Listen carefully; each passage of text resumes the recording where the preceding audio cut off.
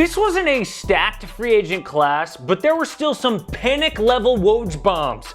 No one saw the Hornets landing the biggest free agent with just $19 million in cap space. How did the Lakers flip Montrezl Harrell? What did the Hawks do with more space than anyone? Not much. This video hands out free agency grades and explains how it will change the league.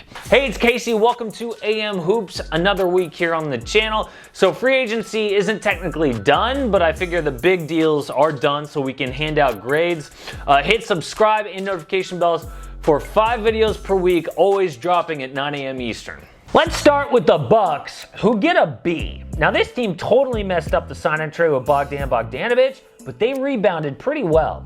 They re-signed Pat Connaughton, had small deals with Bobby Portis, three-point specialist Bryn Forbes, and defensive-minded Torrey Craig. But a bid plus and a solid B is for DJ Augustin. He is one of the best point guards on the market if he can get back to form now on a championship contender. Next is the Bulls, who get a C. All of the difference makers went to contenders. The Bulls ended up with signing Garrett Temple. This year is more about Billy Donovan setting a tone, a healthy Otto Porter Jr., rebounding Lauri Markkanen, and fitting in Patrick Williams. The Boston Celtics, a B. They lose another big-name player for nothing in Gordon Hayward. In 2 seasons, Al Horford, Kyrie Irving, and Hayward have all just walked. One team that can't afford to lose starting-level talent is Boston. They did recover, though, filling their biggest need at center with Tristan Thompson and adding depth with Jeff Teague. The Clippers get an A. Losing Montrezl Harrell was an F, but they actually upgrade with Serge Ibaka on a 2-year deal. He's a stretch 5 coming off a career year in Toronto at 15 points and 8 boards a game, hitting 39% from deep with size and rim protection. Ibaka won a title with Kawhi Leonard as a Raptor, losing 2 big men including JaMychal Green to their biggest West competitors hurt, but this was an amazing rebound. Next is the Hawks, who get a C+. This is what you do with the most cap space in the league. Danilo Gallinari getting 3 years, $61.5 million is an overpay. He is good offensively, but they need defense. Signing Chris Dunn helps in that department, Rondo too, but they get 0 game changers, and I expect Atlanta to miss the playoffs again. The Heat get an A-.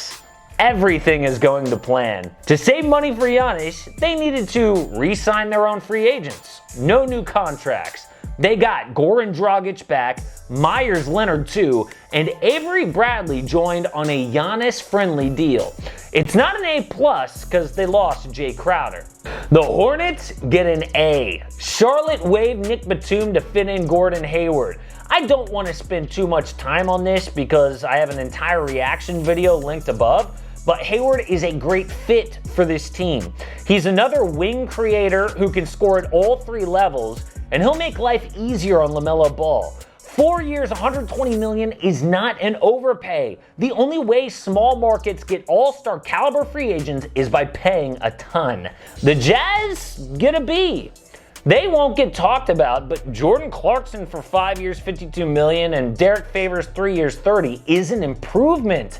Of course, signing Donovan Mitchell to the Supermax was expected, and they got it done.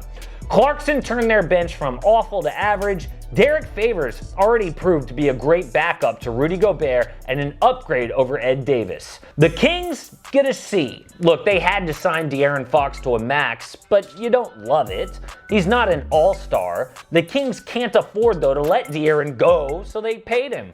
If they offered less, he could refuse to sign. Sacramento's a market that doesn't get big-name free agents, so when you draft a guy this talented, you gotta keep him. The Knicks get an F. This team continues to make bad decisions no matter who's running things. The Knicks had the 2nd most cap space, but chose not to break the bank for Gordon Hayward or Fred VanVleet. What are they, saving money for Giannis? That's funny. Kawhi? All I know is Obi Toppin better be the steal of the draft because New York did very little in free agency. The Lakers get an A+. It's official, Magic Johnson was the problem. Think about what Rob Pelinka has done on his own. Dude put together a championship team, including free agents and trades last year. This season, he has made the Lake Show easily favorites again.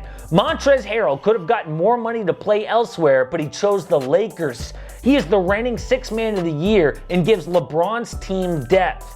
I know he disappointed in the playoffs, but everyone was bad on the Clippers. Trez had an emotional death in the family. I'm giving him a pass. Dude takes a short deal to prove himself again and cash out next offseason. You add that to the Dennis Schroeder trade and the Marc Gasol / Wesley Matthews deals, I think LeBron is about to get a 5th ring.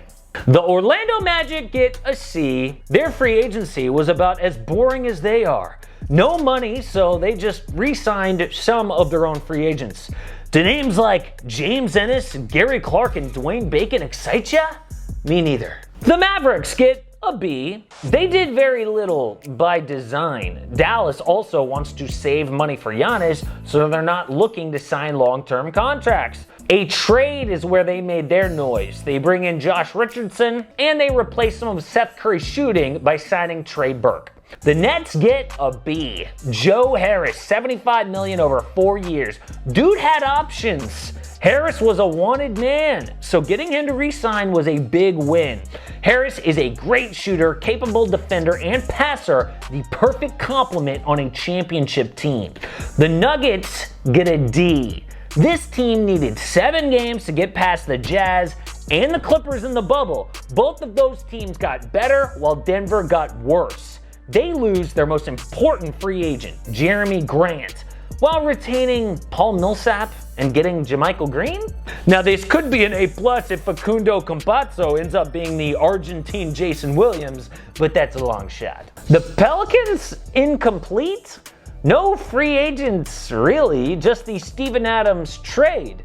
Now he is a good player, but I think a bad fit. Zion Williamson needs players around him that can stretch the floor. Adams is a good defender and rebounder, but he doesn't shoot. I mean, where does Steven Adams go when Zion is balling in the post? Good news, he's on an expiring contract, so his salary comes off the books after this coming season. The 76ers get an A.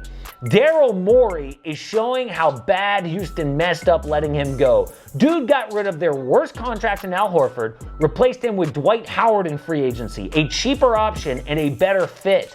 Dwight is now willing to play the pick and roll. He'll focus on defense and rebounding. He'll come off the bench with a great attitude, just winning a chip. Morey also brought in Seth Curry and Danny Green as shooters. He fixed the Sixers' problems in like 5 minutes. The Blazers get a B overall. Really, it's a C+ for free agency, but an A for the trade, so we're averaging them.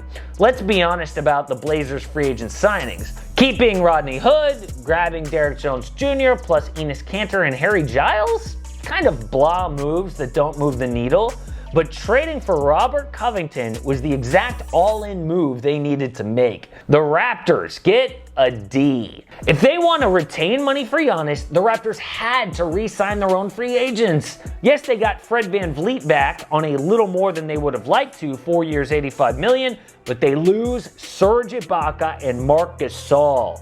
It is key for Toronto to save money, but also be competitive to attract Giannis. That could be difficult now after blowing free agency. The Rockets get an A. Christian Wood, 3 years, $41 million. A sneaky big signing. Wood isn't a franchise player, but he is a fringe, up-and-coming all-star. They had to sign and trade with Trevor Ariza, who they got in the Robert Covington deal, to get Wood. He is more of a rebuilding player than a win-now player like Rocco, so I like it. The Suns get a B+. I love getting Jay Crowder, 3 years, $30 million.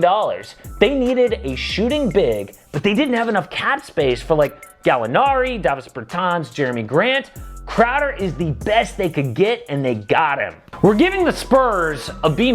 Look, this team is in a weird spot. They didn't really need to sign any big free agents. They did bring back Jakob Poeltl, but really for the Spurs, it's about during the year and if they choose to trade DeMar DeRozan and LaMarcus Aldridge or not. The Warriors get a B. They could have spent even more, but I don't blame them for just getting Brad Wanamaker and Kent Bazemore, though Bazemore will play a pretty big role. Any dollar they spend now creates an even bigger tax bill, probably not worth the talent they would get. The Wizards get a B. Davis Bertans, 5 years, $80 million. Washington does what they plan to do and retain Bertans, but another surprise popped up. John Wall demanded a trade.